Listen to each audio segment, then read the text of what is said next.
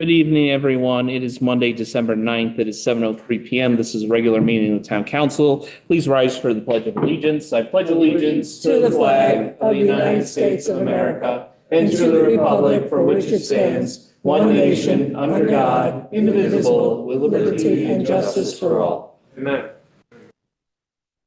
All members of Town Council are present and in chambers, with the exception of Councilmember Reed, who is here remotely.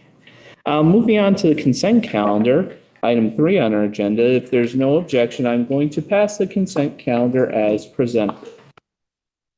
Hearing no objection, I'm passing the consent calendar as presented. That communication items A through E be incorporated into the minutes of our meeting.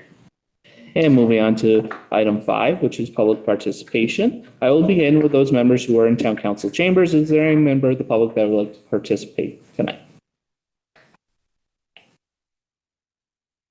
Is there any member of the public that would like to participate tonight? I'm sorry. I'll raise my voice. I hear you. Oh, well. I miss you. It's all. So just 1 second. So just 1 second. Let me get a plug. So I'm going to ask you to say your name and your address when you get to the microphone. Well, that's a secret. Well, I'm sorry, it's a secret, but name and address for the record. Okay. And then just say whatever you want to say, okay? So am I in the batter's box? You are, well, no, well, yes. Okay. I hope I hit a home run here. Almost there. There we go. The gentleman asked me to say my name and address, which I basically intended to do because that's appropriate. My name is Tom Arnold. I'm a veteran. I did 2 tours in Vietnam. I was a fireman in Westport for 25 years. The issue stems from Grasso. They're a company that processes material, and the heavy trucks come up and down Pepper Street. That's where I live, at 162 Pepper Street. And I was here when that zoning was approved for that company. And I wanted to bring the issue forward about the heavy trucks coming down the road. When that industrial area was okay many moons ago, the people at the residential end of Pepper Street took issue with that. And signs were put up, no through trucks. So let me give you a little information, if I may. This is a statute, which some have told me is not applicable. Some of y'all are attorneys, perhaps, and you might be able to understand this in its fullest. I've reviewed it with my legal knowledge. It says exactly what I want it to. Isn't that amazing? So the trucks come down and they're dangerous. Let me stop for a minute because I'm getting ahead of my, can you? So we can pass those out for you if you want to go back to the podium. You That's, are my kind of guy. oh yeah, just give me the whatever you want to give us, just give to me and I'll pass them out. Okay. Whatever you want to give me, whatever you want to keep. All Thank you. right, thanks. Thank you.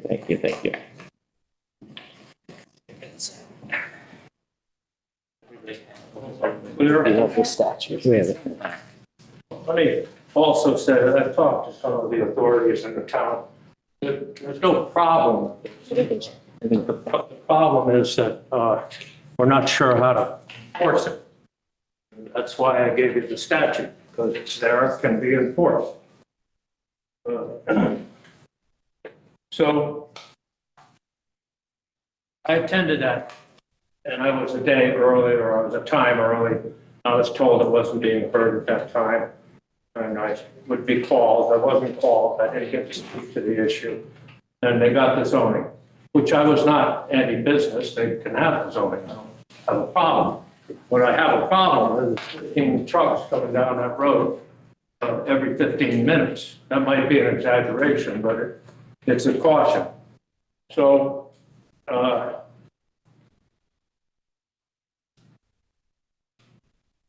what I'm saying is that those signs were put there when that industrial area was put there. And it was said to the residents of Pepper Street that we will do something for you so that you're not impacted by that industrial area. There those signs are. I don't know, did I give you the copy of those signs? It just simply says no through trucks. That's, it may not be on every street that's appropriate. Cutler's Farm doesn't have one, it should have one. They like to come up Pepper Street, they like to cut over Cutler's Farm and go all the way over to 111. So one side of Cutler's Farm has a sign, the other side doesn't. Brook Street should have a sign because they like to come off 25. There's only one house on Brook Street. So what are we picking up and delivering? Nothing. The road was worked where Pepper Street comes into 25 and it's made one way. Trucks can't come down that way. That's fine with me. Green Street, there's only one building on that. That's the little Yep, the little church. pizza joint. Okay? There should be a sign there telling them can't go down here. That would block that end. And they can go up the other end. That's not a problem. It's an industrial end. Go up that end. There is a sign that I've spoken with the first selectman. He thought maybe it was possible to add that sign in front of a few other places, which simply says, when they come out of the industrial park, they're to turn right, and it says to go to 25. I think I have a picture of that. I'd like to see one put up in front of Grasso, saying turn left, go to 25. And a little bit further down, there's another gravel company there. Might need a sign, so it's just basically the very next property. So that would curb those vehicles coming. A little story I have to tell that might grab your heart. I was a fireman for 25 years, as I said. We had a school bus accident. A child was killed. Okay? Firemen didn't go to it. Cops were nice to us. They called us and said, it's done. Nothing you can do. But those policemen who went there, they'll remember that all their days. That Pepper Street is a residential street. There's crosswalks in it. The path that everybody walks, it's extremely well used. Everybody loves it. That's another place where a sign should be put up on Cutler's Farm. At any rate, it's a danger. And some of the suggestions I have is to enforce the signage, no trucks through, place signs across from Grasso's, which First Selectman and I spoke of, put a sign at Cutler's Farm.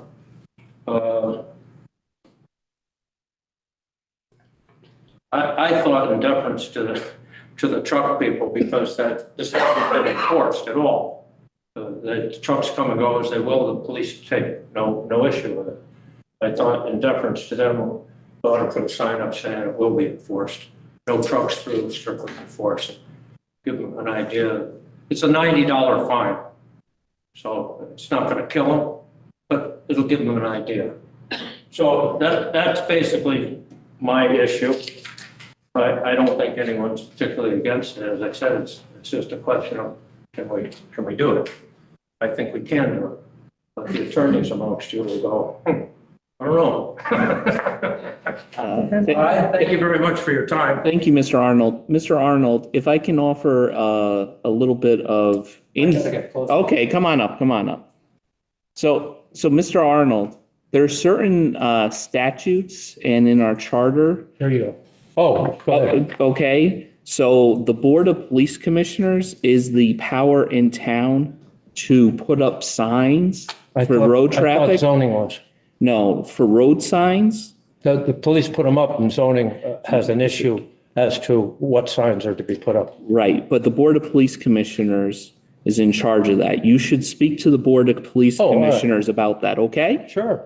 Yeah, How Okay. do I do that? Well, I'm not sure when they meet next. Okay. But I'm sure the Office of the First Selectman can provide you with their next meeting date so that you can participate, okay? Okay, and I also talked to a gentleman from zoning, and he thought that they're going to send you down to zoning. but that's all right, go to the meeting. Go, So- yeah, go to the Board of Police Commissioners meeting. But the zoning guy thinks he has something to do with it too. Well, like government, everything kind of gets mashed together, but I just want to kind of put you on the right path where Okay. you should probably go to them and talk about any Well, type of traffic But you issues. guys will put some strength behind this, right? You're going to back me up? Well, this is public participation. We have to take in consideration a lot of things, but the board that has control over those signs for the most part in town Right. is the Board of Police Well, let me Commissioners, so say it you have this to way. go there. I'm not going there if I'm not going to get support here. Do I have some support here for this? If people see it as a real issue, then yeah, I'll pursue it. But I don't want to just, spin my wheels and say, how y'all doing? You know what I mean? Okay. Okay, thank you very much for hearing my thing. And just, so you know, I did look up the next meeting, the Board of Police Commissioners, next meet December 18th at 7 PM. I'm not sure, Terry, do you know where they normally meet? Down in the police department. Okay, down in the police department, but, December 18th at So should 7. I call them and tell them I want to speak with them or just walk in like? It's open to the public, open to- like most of our meetings, most of Okay, the that's town the meetings. 18th? Yep, December 18th, You know what time? 7 o'clock. Oh, okay. Thank you all very much. Thank you. Be good. The question for Jingle you, bells. the question, Don't- never mind, don't- don't go. Anybody? Mr. Arnold, on your way out, you did meet in my office, and I just want to let you know that it's on my mind. The reason why I haven't called you back is the police chief has been out of work. So I was waiting to speak to him, but as the chairman said, yes, that is the authority of the Right. police commission, but I was going to have that conversation for you. Okay, good, I thank just you. haven't had that opportunity. Okay, thank you very much. You're very welcome. Thank you, Mr. Arnold. Thank you. Thank you. Is there any member of any other member of the public that would like to participate tonight? No? Okay, thank you. Is there any member of the public that is here online that would like to participate in this meeting? Please, happy holidays. Is there any other member of the public that would like to participate at this meeting? Please remember, mute yourself, deselect the microphone with the red line through it, or *6 if you have called in. Hearing none, seeing none, I'm closing public participation. We have no appointments this evening. Just as a matter of record, we are going to ask that these documents be retained that Mr. Arnold gave us. I have a copy of the 4 documents that he gave us, and those will be part of the record. Moving on to action items. Item A, Town Council Committee on Finance, Education, Health, Public Safety Matters. Madam Vice Chair. We have not had a meeting in a while. Thank you very much. Item B, Town Council Committee on Planning, Zoning, Public Works, Park and Recreation Matters. Councilmember Juva. We have not met since the last meeting. Thank you very much. Moving on to item C, Town Council Committee on Legislative and Administrative Matters. Councilmember Reed. Kevin, you're muted. Yep, it wasn't coming off mute. Sorry about that. Let me just get the agenda. We did meet tonight, Mr. Chair, and the rest of council. We discussed 3 items, 158, 159, 160. 158 was the revisions to the pay plan for the positions classified service. And then we met on 2 resolutions, appropriations, one for $190K for the purpose of the safety equipment.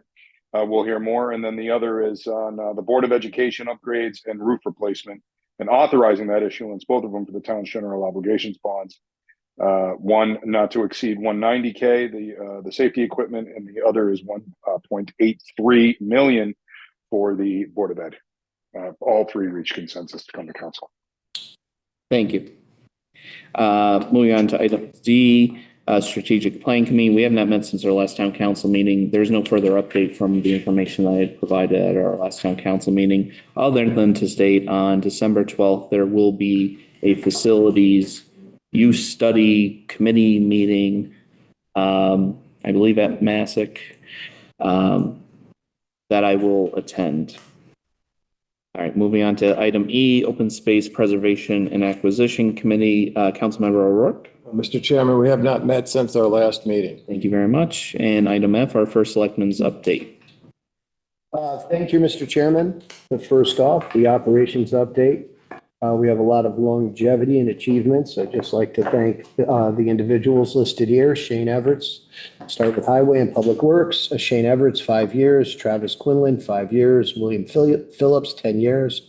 Brian Crouch, 20 years. Jack Eck, 25 years. Robert Wakely, 25 years. Gerald Eisen, 30 years. In the library, Gail Wood has been with us 25 years. Fire Marshal William Davin, been with us 20 years. In the police department, Officer Michael Frazinia, 5 years. Sergeant Michael Johnson, 10 years. Lieutenant Stephen Carone, 20 years. Detective William Lazara, 25 years. And the part-time employees, tax collector John Krasinski, 5 years. And in the senior center, Robert Scapoletti, 10 years. So thank you to all of you for your consistent service to Monroe and enjoying your employment here. On to emergency services update, the fire department. The Monroe Volunteer Fire Department has reported a 40% increase in call volume since last year. Much can be attributed to the 1,000-year flood as well as the drought that led the statewide burn ban. Although that burn ban was recently lifted by Governor Lamont, as a community, please be cautious when lighting fire of any kind. A little precaution could save a visit from our fire service. Capital projects, the animal control. The animal control facility is ongoing and proceeding as expected. The footings for the addition have been formed and concrete walls set. Once the project is out of the excavation phase, it will move relatively quickly and be able to offer a new facility for our four-legged friends. Community update, Cub Scouts. The Cub Scouts here last week for a visit to Town Hall. We spent an hour talking about municipal government functions and had an election that we called Kids Town Council. The kids basically wanted to come up on the dais, and I said, well, you don't get on the dais unless you have an election, which was a very interesting thing, how they chose. So it was a really heartwarming environment, but that was a great experience. Also, the Victorian Christmas Fair, the annual Victorian Christmas Fair was held at the Monroe Congregational Church and featured Christmas vendors and food options, a day full of small-time warm hardness for the holiday season. Connecticut Conference of Municipalities, CCM, held their annual convention at Mohegan Sun this year. Multiple employees attended the conference for networking, workshops, and interactive discussions. Our Economic Development Director, Bill Holsworth, was awarded his Certified Connecticut Municipal Office Official Certificate. Taking this program helps one build partnerships, solve problems, and achieve better leadership skills. Congratulations to Bill for dedicating your time to achieve this title. A big part of getting that award was his work on sustainable CT that we all heard about. The BRBC, which is the Bridgeport Regional Business Council, held their annual gala on December 4th at the Waterview in town. It is customary for this office, the office I hold currently, to kick off the event. As always, we recognize the beautiful facility we have at the Waterview and recognize the job the BRBC does in promoting and supporting businesses in the greater Bridgeport area. And just to add two more things, we had the tree lightings this weekend, both at the Town Green and at Stepney, which was followed by a ceremony across the street at the church, Christmas caroling by, I believe the minister there is, his name is eluding me now. I want to say it's Frank, but I could have it wrong, but it was Kevin. Kevin Merritt, yeah. What's that? Kevin Merritt. Kevin Merritt. Nice gentleman, great event. It brought me back 100 years. When you go in there, it was, you remember the small town charm. So it was, that was a fantastic event, and that's all I have. Thank you. Thank you very much. Moving on to unfinished business. We have no unfinished business this evening. Moving on to new business item A, resolution 24-158. Madam Vice Chair. I make a motion to adopt resolution 24-158. Resolved that pursuant to Town Charter, Chapter X, Section 3, the pay plan for the positions in the classified service to become effective January 1st, 2025 is hereby amended as presented by the first selectman. Thank you, Madam Vice Chair. Is there a second? Second. Second by Donald Wells. There's a motion to adopt resolution 24-158. Mr. First Selectman, discussion? Thank you, Mr. Chairman. As you know, the town maintains a pay plan for individuals in the classified service as defined in our charter. In September, Governor Lamont announced that Connecticut's minimum wage will increase to $16.35 per hour effective January 1st, 2025. This change is pursuant to Public Act 19-4, which created an annual adjustment to the minimum wage. Based upon the federal employment cost index, the state has advised that this index increased by 4.2% over the 12-month period ending on June 30th, 2024, resulting in a 66-cent increase to the state's minimum wage that will become effective on January 1st, 2025. Accordingly, our HR director has submitted a proposed revision to the pay plan, which is attached for review and consideration. And Mr. Hirsch, our HR director, is here to answer any questions. Thank you. Thank you very much. Any other discussion on this item? Mr. Chair? Councilmember Mauer. Only that, this, as was stated, this was discussed in LNA. We did have a few questions that, were answered. Basically, that the only actual salaries that are adjusted in accordance with this are the minimum wage salaries that are going up pursuant to the state statute. And while the other ranges are adjusted, none of the current salaries or current hourly wages would be moved outside of that range. They're already within the new range, so it wouldn't be affecting any of those salaries or hourly wages unless changed as pursuant to the next budget or anything anything like that. So nothing gets moved outside of the ranges by this change. Thank you. Any other discussion? Hearing none. All those in favor of adopting Resolution 24-158, please say aye. Aye. Aye. Aye. Any opposed? Hearing none, passes 9-0. Moving on to item B, Resolution 24-159.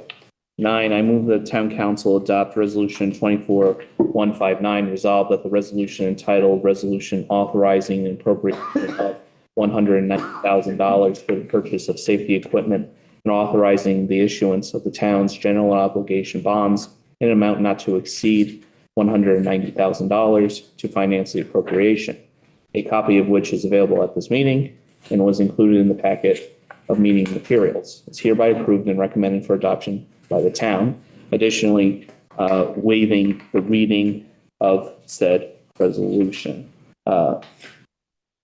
Is there a second? Second. Second by Jason Mauer. Mr. First Selectman. Thank you, Mr. Chairman. So this was approved in the town's annual budget referendum on May 7th, 2024 regarding implementation of the fiscal year 2025 budget for the cost to purchase safety equipment, including but not limited to portable radios for emergency medical service and a vehicle replacement for Stevenson Volunteer Fire Department. Thank you very much. Any other discussion on this item? Hearing none, all those in favor of adopting Resolution 24-159, please say aye. Aye. Aye. Aye. Any opposed? Hearing none, passes 9-0.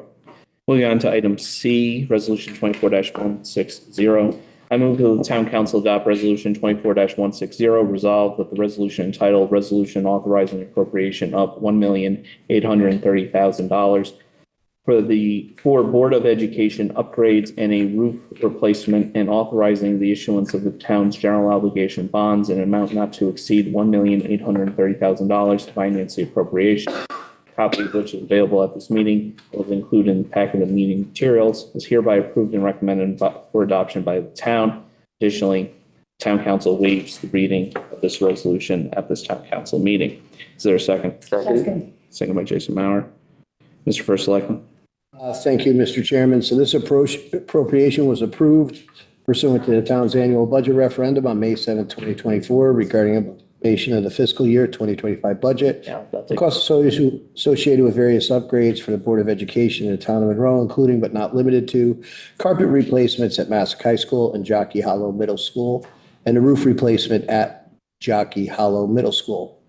Such costs to include but not limited to design, planning, disposal, acquisition and construction, materials, furniture, fixtures and equipment, architectural and engineering fees, inspection and installation, and to pay the costs of all temporary and permanent financing, and to meet said appropriation in lieu of the tax therefore bonds of the town issued pursuant to Chapter 109 of the Connecticut General Statutes as amended, or any other provision of law thereto, enabling an amount of $1.8 million.